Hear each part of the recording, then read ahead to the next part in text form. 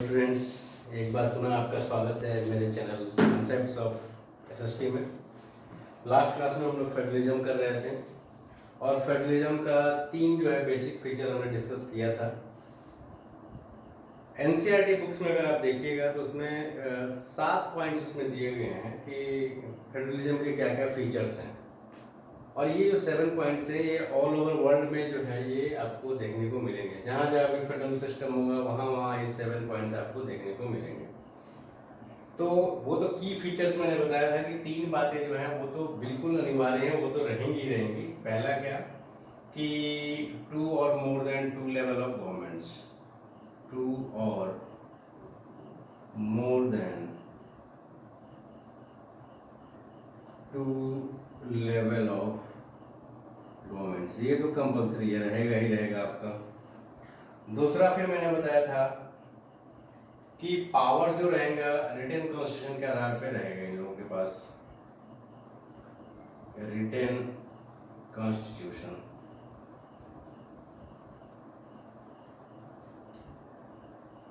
तीसरा मैंने बताया था कि अगर दोनों लेवल के गवर्नमेंट के बीच में अगर कोई डिबेट होता है तो उस डिबेट को सुलझाने के लिए अंपायर या रेफरी की भूमिका में जो है सुप्रीम कोर्ट रहता है या उस देश का हाईएस्ट कोर्ट रहता है, सुप्रीम कोर्ट। ये तीन जो है वो बेसिक फीचर्स हैं, ये बिल्कुल अनिवार्य हैं कि इतने तो रहेंगे रहेंगे। लेकिन इसके अलावा भी और कई सारे फीचर्स हैं फेडरल कंट्रीज के या फेडरलिज्म सिस्टम के, उसको हम लेके करके भी देखते हैं कि और क्या है इन तीनों के अलावा।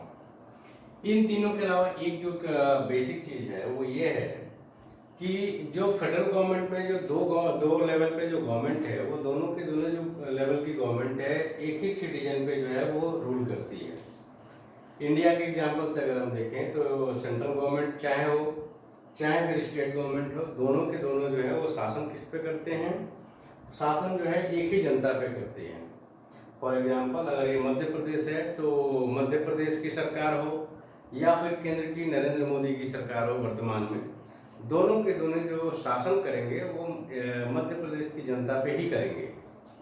जैसे इसको हम लोग कहते हैं ज्यूरिस्डिक्शन। ज्यूरिस्डिक्शन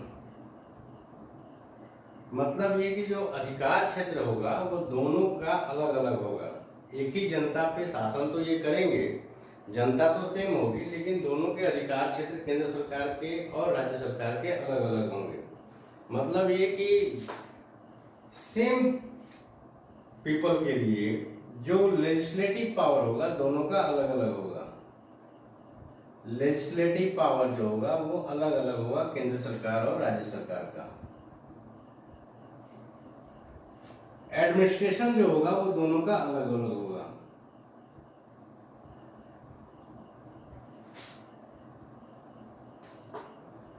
मतलब जनता एक ही रहेगी, मध्य प्रदेश की ही रहेगी, लेकिन उस पर केंद्र सरकार का कुछ अलग कानून उस पर लागू होगा। ठीक वैसे ही राज्य सरकार जो कानून बनाएगी वो भी उसको अलग मात्रा में उस पर लागू होगी। उसी तरह जो है प्रशासन भी अलग अलग तरीके से काम करेगा उस पर। तो ज्यूरिस्डिक्शन जो है वो क्या होता है, ये दोनों सरकारों का, चाहे केंद्र सरकार हो या राज्य सरकार हो, दोनों का ज्यूरिस्डिक्शन जो है अलग अलग होता है। मतलब अधिकार क्षेत्र जो होते हैं दोनों के अलग अलग होते हैं, भले ही वो जो है सेम जनता पे शासन करती है। तो ये भी एक फीचर है फेडरलिज्म का। एक और बहुत इंपॉर्टेंट फेडरलिज्म है, जो फेडरलिज्म का जो एक इंपॉर्टेंट कैरेक्टरिस्टिक्स है वो ये है कि सोर्स ऑफ रेवेन्यू जो होता है वो फिक्स होता है। सोर्स ऑफ रेवेन्यू, अब जैसे हमने बताया कि फेडरल गवर्नमेंट में क्या होता है कि 2 स्तर की सरकारें हैं, दोनों अलग अलग शासन व्यवस्था करती हैं। तो इसके लिए क्या है कि दोनों के आय के साधन भी बिल्कुल अलग अलग होने चाहिए। क्योंकि अगर आय के लिए अगर राज्य सरकार केंद्र सरकार पे डिपेंड करता है, ये अगर इस पे डिपेंड करेगा तो इसका मतलब स्वतंत्र रूप से जो है काम नहीं कर पाएगा। क्योंकि अगर यहाँ से इसको पैसा मिल रहा है तो ये कहीं ना कहीं फोर्स जरूर करेगा कि आप जो है हमारी नीतियों के अनुसार काम करें या हमारे अकॉर्डिंग आप काम कीजिए। तो इसलिए संविधान में यह व्यवस्था किया गया है कि इसको केंद्र सरकार को किन किन बातों से आय प्राप्त होगा, राज्य सरकार को किन किन बातों से आय प्राप्त होगा, ये संविधान में स्पष्ट रूप से उल्लेख इसका किया गया है। तो सोर्स ऑफ रेवेन्यू जो है ये है कि सोर्स ऑफ रेवेन्यू का मतलब कि पैसे कहाँ से मिल रहे हैं केंद्र सरकार और राज्य सरकार को, इन दोनों का स्पष्ट रूप से अलग अलग व्याख्या किया गया और वो व्याख्या जो है संविधान में ये बात भी लिखा गया है ताकि कोई जो है लड़ाई की स्थिति दो स्तर की सरकारों के बीच में हो ही नहीं। तो यह भी एक पॉइंट है, एक महत्वपूर्ण चीज है फेडरलिज्म सिस्टम में कि सोर्स ऑफ रेवेन्यू जो है दोनों लेवल के गवर्नमेंट के फिक्स होते हैं कि किस मद से पैसा आएगा, वो कहाँ पे जाएगा और किसको मिलेगा। अगला पॉइंट ये है इसमें फेडरलिज्म का एक अन्य फीचर ये है कि जो संविधान में जो बातें लिखी गई हैं, संविधान में कुछ बातें ऐसी होती हैं जिसको हम लोग कहते हैं कि basic structure of the constitution वो होता है। संविधान की मूलभूत बातें जो होती हैं उसको अगर बदलना अगर जरूरी हो तो कोई एक लेवल की गवर्नमेंट उसको नहीं बदल सकती है। मतलब अगर संविधान में ऐसी कोई बात लिखी गई है जिसको संविधान में हम कहते हैं कि ये इसका बेसिक स्ट्रक्चर है, उसको दोनों में से कोई एक स्तर की सरकार उसको नहीं बदल सकती है। वैसी बातों को बदलने के लिए दोनों स्तर के सरकारों की सहमति जरूरी है। फॉर एग्जाम्पल अगर हम देखें, अगर मान लीजिए इंडिया को हमने कहा है कि India is a secular country, हम कहते हैं कि भारत कैसा देश है, तो एक धर्मनिरपेक्ष देश है, सेकुलर कंट्री है ये। अब आज अगर मान लीजिए आज अगर नरेंद्र मोदी की सरकार है केंद्र में, उनको मन हुआ कि नहीं इंडिया अब सेकुलर कंट्री हमको नहीं रखना है, हम इंडिया को घोषित करेंगे कि इंडिया विल बी ए हिंदू राष्ट्र, ये हिंदू नेशन जो है इंडिया को अगर बनाने का प्रयास किया जाए तो केंद्र सरकार अकेले ऐसा नहीं कर सकती है। ऐसा इसलिए नहीं कर सकती है क्योंकि सेकुलरिज्म जो है, जो धर्मनिरपेक्षता जो है, वो माना गया है कि धर्मनिरपेक्षता क्या है कि संविधान की मूलभूत बात है। मूलभूत बात का सीधा सा मतलब ये है कि ऐसी बात जिसको अगर हटा दिया जाए वहां से तो पूरा का पूरा जो है व्यवस्था ही खराब हो जाए। सिंपल उसको ऐसे समझना है जैसे घर की नींव है, अगर नींव को हम लोग नीचे से हटा दें तो घर जो है क्या होगा, धराशायी हो जाएगा। सेम ऐसी ही बात किसी भी सिस्टम का, किसी भी लॉ का जो बेसिक बात होता है उसको हम लोग ऐसे ही कहते हैं। तो इंडिया की कई सारी इंडिया के कॉन्स्टिट्यूशन में बातें हैं जिसको हम मानते हैं कि ये इसकी बेसिक बातें हैं, उसको वैसी बातों को जो है केवल एक लेवल की गवर्नमेंट नहीं हटा सकती है। संविधान में संशोधन करने के लिए दोनों स्तर की सरकारों का परमिशन लेना जरूरी है। अब आपके मन में आ रहा होगा कि भाई ये मूलभूत बात कौन सी है, हम जानेंगे कैसे कि कौन सी बात जो है वो बेसिक बात है संविधान की। तो इसका फैसला आप और हम नहीं कर सकते हैं। इसका फैसला करने का अधिकार जो है सुप्रीम कोर्ट को है। सुप्रीम कोर्ट कहता है कि केस बाय केस जैसे मेरे सामने मुद्दे आएंगे वैसे हम बताते जाएंगे कि कौन कौन सी बातें जो है संविधान की बेसिक इंफ्रास्ट्रक्चर की बातें हैं। तो संविधान में ये अभी फिलहाल के लिए एक मैं एग्जांपल दिया कि आइडेंटिफाई किया है कि इंडिया एक सेकुलर कंट्री है, ये संविधान की मूलभूत बात है। इसका मतलब कल को अगर कहा जाए कि नहीं इंडिया सेकुलर कंट्री नहीं होगा, एक हिंदू या मुस्लिम कंट्री होगा, ये बात ये अगर संविधान में हम संशोधन करना चाहते हैं, अमेंडमेंट करके डालना चाहते हैं, तो ऐसा एक लेवल की गवर्नमेंट के करने से नहीं होगा, बल्कि दोनों लेवल के गवर्नमेंट के सहमति से ही इस तरह के संशोधन हो सकते हैं। एक और बेसिक स्ट्रक्चर में बता रहा हूँ, इंफ्रास्ट्रक्चर क्या है संविधान का जो बेसिक कैरेक्टरिस्टिक्स है। जैसे हमने कहा है कि India is a socialist country, Bharat एक समाजवादी देश है। अगर हम कल को ये कहना चाहें कि नहीं आज से भारत जो है समाजवाद नहीं पूंजीवादी देश होगा, तो ऐसी घोषणा करना जो है हमारे लिए एक स्तर की सरकार के लिए संभव नहीं है। कहने का मतलब सीधा सा ये है कि फेडरल गवर्नमेंट की एक विशेषता यह भी है कि अगर संविधान में लिखी गई कोई ऐसी बात जो उसकी मूलभूत बात में आती है, उसको जो है एक लेवल की सरकार के द्वारा बदला नहीं जा सकता है। उसको बदलने के लिए दोनों लेवल की गवर्नमेंट की सहमति आवश्यक है। क्लियर है इतना? अगला एक पॉइंट और है कि सुप्रीम कोर्ट जो है ये वहां रेफरी की भूमिका निभा रहा है। आखिर ये फेडरल गवर्नमेंट का उद्देश्य क्या हो? तो फेडरलिज्म का ड्यूअल ऑब्जेक्टिव है, दो इसका उद्देश्य होता है फेडरल गवर्नमेंट का। पहला इसका उद्देश्य होता है कि देश की एकता को बनाए रखना, जो देश की यूनिटी है उसको बनाए रखना, उसकी रक्षा करना। क्यों, कैसे रक्षा करना? क्योंकि हम जानते हैं कि जो बड़ा देश होता है उसमें अलग अलग कल्चर के लोग रह रहे हैं, अलग अलग उनका रीति रिवाज है, अलग अलग धर्म के लोग हैं, जाति के लोग हैं। अगर एक ही नीति पूरे देश में थोप दी जाए तो उससे होगा क्या कि जो अल्पसंख्यक हैं वो ये सोचेंगे कि बहुसंख्यकों का जो है हमारे ऊपर जो है उनके कल्चर को लगाया जा रहा है या लादा जा रहा है, और वैसी स्थिति में होगा क्या कि देश के टूटने का खतरा ज़्यादा रहेगा। फेडरल गवर्नमेंट में हमने क्या किया कि जो स्टेट गवर्नमेंट है उसको ऑटोनॉमी दे दिया कि भाई तुमको अपने हिसाब से जैसे मर्जी है वैसे चलाओ तुम अपना राज्य। तो वैसी स्थिति में स्पेशल जो कल्चर है उसको क्या कर सकते हैं हम लोग बजाय रख सकते हैं, साथ ही साथ उसको देश को जो है अलगाव वाली जो भावना जो है पैदा नहीं होगी, जिससे देश जो है यूनाइट रहेगा। दूसरा इसका जो फेडरलिज्म का उद्देश्य है वो है कि जो डाइवर्सिटी है उसको एकोमोडेट करना। मतलब ये कि जो देश में जो विविधता है, अलग अलग जाति संप्रदाय, अलग अलग संस्कृतियों के रहने वाले जो लोग हैं, उन सबको सबकी अपनी पहचान कायम रहे, ये सबसे अच्छा चीज़ है। ये फेडरल व्यवस्था में ही कायम रहेगी।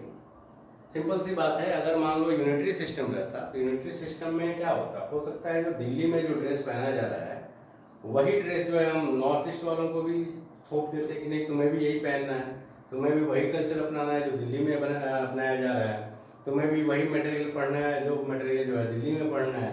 तो इससे क्या होता कि सिक्किम वालों को लगता है या नॉर्थ ईस्ट वालों को लगता है या जम्मू कश्मीर वालों को लगता है कि हम पे जो है जबरन कोई रूल जो है थोपा जा रहा है। तो ऐसे इसी स्थिति में उनमें अलगाववाद की भावना आती और फिर हो सकता है कि देश जो है कई सारे टुकड़ों में बढ़ जाता। यूरोप में ऐसा कई बार हुआ है, कई देशों को हम लोग देखते हैं टूटते हुए देखते हैं। तो टूटने का रीजन क्या होता है कि वो जो डिफरेंट टाइप के जो वहाँ पे कल्चर्स हैं उनको एकोमोडेट नहीं किया जा रहा है। यही रीजन है कि वो देश जो है वो कल्चर के आधार पर वो टूट जाते हैं, कई बार जो है रिलीजन के आधार पर टूट जाते हैं। तो फेडरल गवर्नमेंट बनाने का एक बड़ा रीजन ये होता है कि एक तो जो है डाइवर्सिटी को एकोमोडेट करे, दूसरी बात ये कि ऑटोनॉमी देके, स्वायत्ता देके हम अलग अलग लोगों को जो है उनके अधिकारों को प्रदान करने की बात करते हैं। तो ये फेडरल गवर्नमेंट दो तरीके आएगा। मान लीजिए 3 नंबर में आता है कि फेडरल गवर्नमेंट के क्या कैरेक्टरिस्टिक्स हैं, तो आप 3 ही पॉइंट लिखिएगा। अगर मान लीजिए 5 नंबर में क्वेश्चन आ जाता है, तो 5 नंबर में क्वेश्चन अगर आता है तो आपको जो है जो 7 पॉइंट्स दिए हैं एनसीईआरटी में उसमें से किसी भी 5 पॉइंट्स को उठा के उसको लिख देना है। एक अलग से क्वेश्चन ये पूछ सकता है कि फेडरलिज्म या फेडरल गवर्नमेंट के क्या उद्देश्य है, ड्यूअल जो उसका ऑब्जेक्टिव है वो क्या है। तो आपको पहला ये बताना है कि एक तो यूनिटी जो है देश को बनाए रखना है, देश को टूटने से बचाना है। दूसरा ये है कि जो डाइवर्सिटी है उसको एकोमोडेट करने वाली बात है। तो ये दो बातें यहाँ पे हैं। एक अगला टॉपिक इसी में हम लोगों को पढ़ना है कि इंडिया को हम लोग कैसे कह सकते हैं कि इंडिया जो है एक फेडरल कंट्री है। How can you say that India is a federal country. तो ये जो 7 बातें हैं, इन 7 बातों को हम इंडिया के परिप्रेक्ष्य में लागू करेंगे और लागू करके देखेंगे कि क्या इंडिया में भी ये सारे पॉइंट्स आते हैं। तो हम लोग देखते हैं कि इंडिया का अगर कॉन्स्टिट्यूशन तो आप उठाइएगा तो आर्टिकल 1 अगर है तो आर्टिकल 1 अगर पढ़िएगा तो उसमें लिखा हुआ है साफ साफ कि India is the union of states.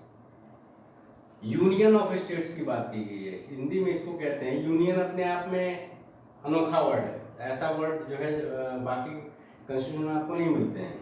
तो इंडिया को क्या कहा गया है कि इंडिया को कहा गया है कि इंडिया जो है यूनियन ऑफ स्टेट्स है।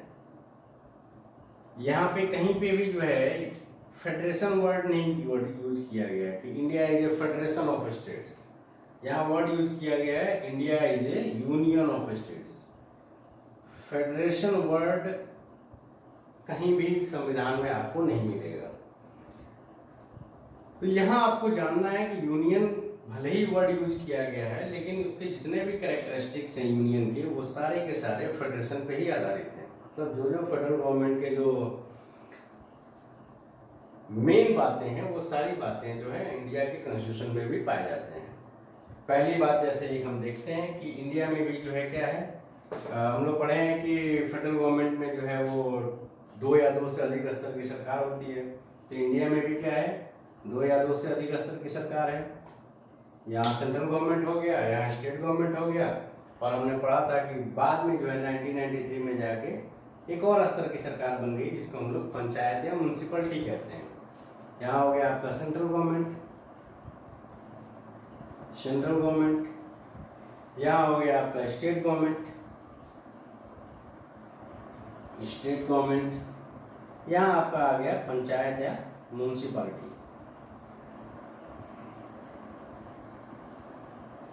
पंचायत या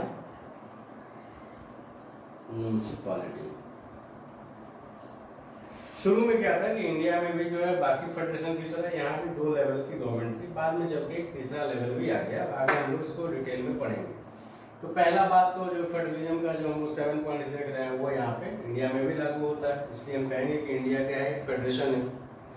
दूसरी बात ठीक वैसे ही हम लोग कहेंगे कि दोनों लेवल की जो गवर्नमेंट है उसको जो पावर्स मिले हुए हैं वो पावर्स किससे मिले हुए हैं, एक रिटेन कॉन्स्टिट्यूशन के आधार पर मिले हुए हैं। इंडिया में भी लागू हो रहा है कि दोनों स्तर की जो सरकारें हैं उनको शक्तियाँ कहाँ से मिली हैं, लिखित संविधान के आधार पर मिली हुई हैं। तीसरी बात एक और जो मैंने कहा था कि अगर दोनों लेवल के गवर्नमेंट के बीच में किसी बात पे कन्फ्लिक्ट हो जाए, विवाद पैदा हो जाए, तो उसको सुलझाने के लिए इंडिया में भी जो है सुप्रीम कोर्ट की व्यवस्था है, और जो सुप्रीम कोर्ट डिसीजन देता है वो दोनों सरकारें जो है उसको मानने के लिए बाध्य होती हैं। तो ये व्यवस्था भी है यहाँ पे। अब एक चीज हम देखते हैं कि जो पावर जो डिस्ट्रीब्यूट किया गया है इंडिया के कॉन्स्टिट्यूशन के द्वारा वो कैसे किया गया है। संविधान में स्पष्ट रूप से 3 लिस्ट दिए गए हैं। जो कानून बनाने के जो अधिकार है, लेजिस्लेटिव पावर जो दिया गया है वो स्पष्ट रूप से 3 लिस्ट दिए हैं संविधान में। एक का नाम है union list. Union list Hindi में इसको कहते हैं संघ सूची। संघ सूची। इस लिस्ट में, लिस्ट का मतलब सीधा सा इसमें यह है कि कॉन्स्टिट्यूशन का बुक जो है उसमें उसमें एक लिस्ट दिया हुआ है, एक जिसका नाम है यूनियन लिस्ट। में कई सारे सब्जेक्ट्स का नाम दिया गया है। इस लिस्ट में जितने भी सब्जेक्ट्स रहेंगे उन सारे सब्जेक्ट्स पे कानून बनाने का एकमात्र अधिकार जो है वो सेंट्रल गवर्नमेंट को होगा। इसका मतलब ये कि इस लिस्ट में जितने भी सब्जेक्ट्स हैं उस पर राज्य सरकार कानून नहीं बना सकती है। फॉर एग्जाम्पल, अगर मान लीजिए रेलवे पे कानून बनाना है,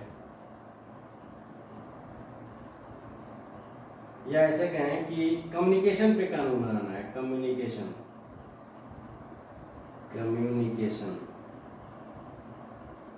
इस पे कानून बनाना है, तो हम लोग जानते हैं कि कम्युनिकेशन जो है वो ऑल ओवर इंडिया में इंडिया के लिए बनाना पड़ता है, कोई एक स्पेशल राज्य के लिए नहीं बनाना पड़ता है। तो ये ऐसे मुद्दे होते हैं यूनियन लिस्ट में जिनके ताल्लुकात जो हैं वो पूरे देश से होते हैं, किसी एक राज्य या किसी एक क्षेत्र से पर्टिकुलर नहीं होते हैं। इसी तरह का एग्जाम्पल मान लीजिए, बैंकिंग से रिलेटेड कानून बनाने हैं, तो वो कौन बनाएगा? ये बैंक जो है किसी एक क्षेत्र में तो सीमित रहते नहीं है, पूरे देश में इनकी शाखाएं होती हैं। तो इन पे जो कानून बनाएगी वो कौन बनाएगी? ये यूनियन लिस्ट का सब्जेक्ट है, तो कानून कौन बनाएगा? केंद्र सरकार बनाएगा। इसी तरह मान लीजिए डिफेंस से रिलेटेड अगर कोई कानून बनाना है, भारत के रक्षा मंत्रालय से संबंधित कोई कानून बनाना है, तो कौन बनाएगा डिफेंस से रिलेटेड कानून? वो कानून जो है वो बनाएगा केंद्र सरकार बनाएगा। इसी तरह फॉरेन सर्विस से रिलेटेड, फॉरेन रिलेशन से रिलेटेड अगर कोई कानून बनाना है, फॉरेन पॉलिसी अगर बनाना है, तो ये कौन बनाएगा? कहने का मतलब ये कि यूनियन लिस्ट में जितने भी सब्जेक्ट्स मिलेंगे उन सारे सब्जेक्ट पे कानून बनाने का अधिकार किसको है? केंद्र सरकार को है। दूसरी एक लिस्ट आपको आती है, ये लिस्ट में जो एग्जाम्पल है वो भी याद रखना है, वो भी एक नंबर में पूछ देता है कि 2 यूनियन लिस्ट में ऐसे 2 सब्जेक्ट का नाम बताइए जो यूनियन लिस्ट में लिखे गए हैं। या ऐसे क्वेश्चन पूछ देगा 1 मार्क्स में कि यूनियन लिस्ट में जो सब्जेक्ट लिखे रहते हैं उस पर लॉ बनाने का राइट्स किसके पास रहता है? तो आपको बताना है सेंट्रल गवर्नमेंट के पास। दूसरा जो लिस्ट है उसको हम लोग कहते हैं स्टेट लिस्ट, हिंदी में राज्य सूची, स्टेट लिस्ट, या इसको कहते हैं राज्य सूची। तो स्टेट लिस्ट में सीधी सी बात है कि वैसे मुद्दे आएंगे या वैसे लिस्ट सब्जेक्ट इसमें रखे गए हैं जिस पे कानून जो है एक क्षेत्र विशेष का या एक राज्य विशेष के लिए जो है इम्पोर्टेंट होता है बनाना। फॉर एग्जाम्पल एग्रीकल्चर पे कानून कौन बनाएगा? तो चूंकि ये स्टेट लिस्ट का हिस्सा है इसलिए इस पे कानून बनाने का अधिकार किसको है? राज्य सरकार को है। फॉर एग्जाम्पल इरिगेशन, सिंचाई से रिलेटेड अगर कोई कानून बनाना है तो वो कानून कौन बनाएगा? राज्य सरकार बनाएगा। इसी तरह जो इंटरनल ट्रेड है इस पे कानून अगर बनाना है तो स्टेट लिस्ट में है। सीधा सा आपको याद रखना है कि स्टेट लिस्ट में जो भी सब्जेक्ट लिखे रहेंगे, फॉर एग्जाम्पल ये हो गया, उस पे कानून बनाने का एकमात्र अधिकार किसको है? राज्य सरकार को है।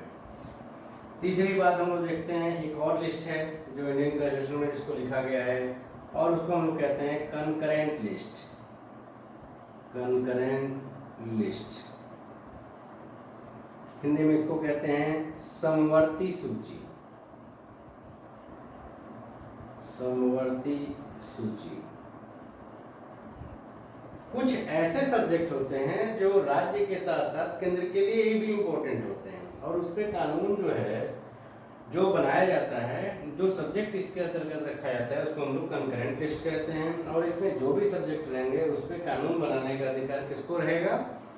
उस पे कानून बनाने का अधिकार केंद्र सरकार और राज्य सरकार दोनों का होता है। लेकिन अगर कोई कानून ऐसा बन जाए जिसमें दोनों सरकारों के बीच में मतभेद पैदा हो जाए, वैसी स्थिति में केंद्र सरकार का कानून ही मान्य होता है। कंकरेंट लिस्ट में कौन से सब्जेक्ट आते हैं? जैसे पॉपुलेशन, ऐसे करते हैं जैसे एजुकेशन, शिक्षा पे कानून जो है राज्य सरकार भी बनाती है, केंद्र सरकार भी बनाती है। आप लोग देखते होंगे यहाँ एमपी बोर्ड भी है और हमारा जो है सीबीएसई बोर्ड। सीबीएसई बोर्ड का मतलब क्या है? वो सेंट्रल का हो गया और एमपी बोर्ड का मतलब राज्य विशेष का है, जहाँ से मर्जी आप वहाँ से पढ़ सकते हैं। तो एजुकेशन पे कानून जो है दोनों बनाती है। लेकिन अगर एजुकेशन पे ऐसा कोई कानून बन जाए जिस पे मध्य प्रदेश सरकार और केंद्र सरकार दोनों में क्लैश करे, वैसी स्थिति में केंद्र सरकार का कानून ही मान्य होता है। जैसे केंद्र सरकार ने कानून बनाया कि 6 से 14 वर्ष के बच्चों को मुफ्त शिक्षा देना अनिवार्य कर दिया गया है। अब अगर एमपी सरकार ऐसा बनाए कि नहीं 6 साल नहीं, हम 10 साल से ज़्यादा बच्चों को जो है उम्र के जो बच्चे होंगे उनको जो है फ्री एजुकेशन देंगे, तो क्लैश कर रहा है यहाँ पे। ये 6 साल कर रहा है, ये 10 साल कर रहा है, तब कानून किसका मान्य होगा? वैसी स्थिति में केंद्र सरकार का कानून मान्य होगा। तो एजुकेशन हो गया, फॉरेस्ट हो गया, इन सब चीज़ों पे जो कानून बनाने का अधिकार होता है दोनों सरकारों को होता है, क्योंकि इनको डाला किस में गया है? कंकरेंट लिस्ट में रखा गया है ऐसे सब्जेक्ट को।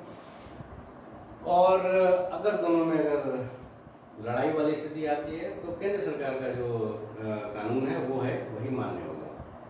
अब एक चीज़ और पैदा होता है, एक चीज़ और यहाँ पे सवाल पैदा हो रहा है कि संविधान जब बना था तो बनने के बाद भी कई सारे सब्जेक्ट नए नए आ गए। तो अगर कोई ऐसा सब्जेक्ट आता है जिसका उल्लेख जो है इन तीनों में से किसी भी लिस्ट में नहीं किया गया है, ना यूनियन लिस्ट में किया गया है, ना स्टेट लिस्ट में किया गया है, ना कंकरेंट लिस्ट में किया गया है, तो वैसे सब्जेक्ट पे कानून कौन बनाएगा? जैसे जब देश आज़ाद हुआ था उस समय कंप्यूटर तो था नहीं, कंप्यूटर तो बाद में आया, फिर सॉफ्टवेयर बनने लगे। अब सॉफ्टवेयर बन के उसके बाद क्या हुआ? इसका मिसयूज होना शुरू हो गया। जैसे आप फेसबुक वगैरह पे देखते हैं, हमेशा न्यूज़ में सुनते होंगे कि चेहरा किसी और का है, बातें किसी और के बारे में बनाना शुरू कर दी हैं। तो ये क्या है? ये मिसयूज है इसका।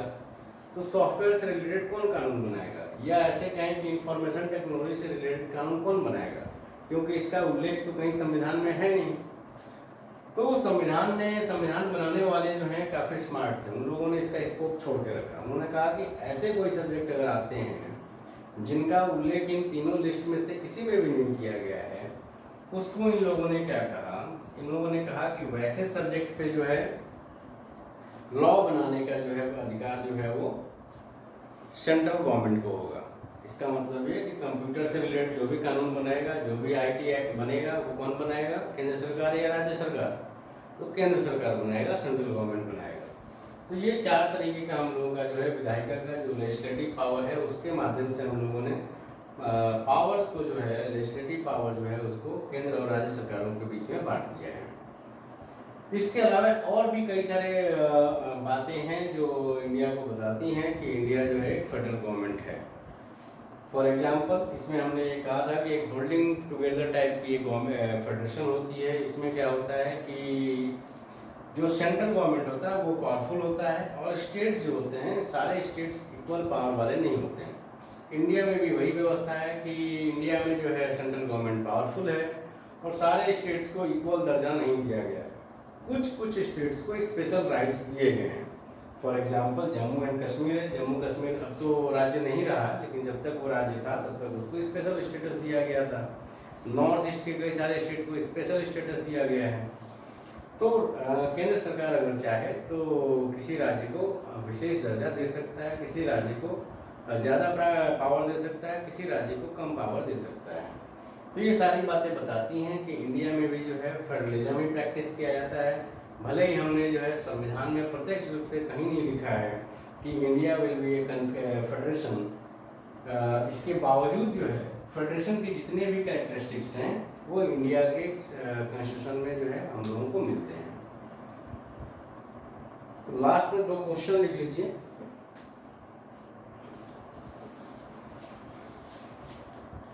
एक क्वेश्चन मैंने दिया था लास्ट क्लास में कि right the key features of federalism. तो उसमें आपने 3 पॉइंट मैंने बताया था, 3 पॉइंट लिखेंगे। लेकिन यही क्वेश्चन अगर 5 पॉइंट में आ जाता है, 5 नंबर का, तो आपको कम से कम 5 पॉइंट लिखने होंगे। तो फिर से क्वेश्चन लिखिए, right the key features of federalism.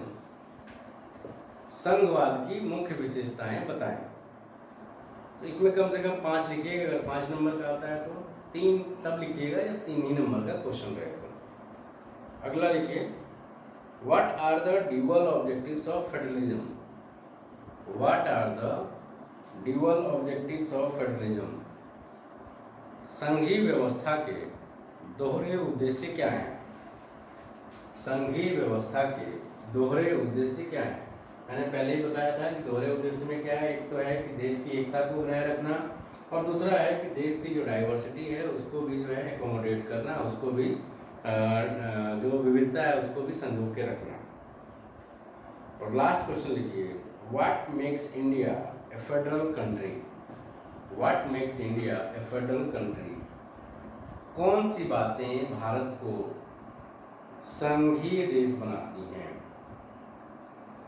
तो इनका आंसर लिख के मेरे व्हाट्सएप नंबर पे आप भेज दीजिएगा।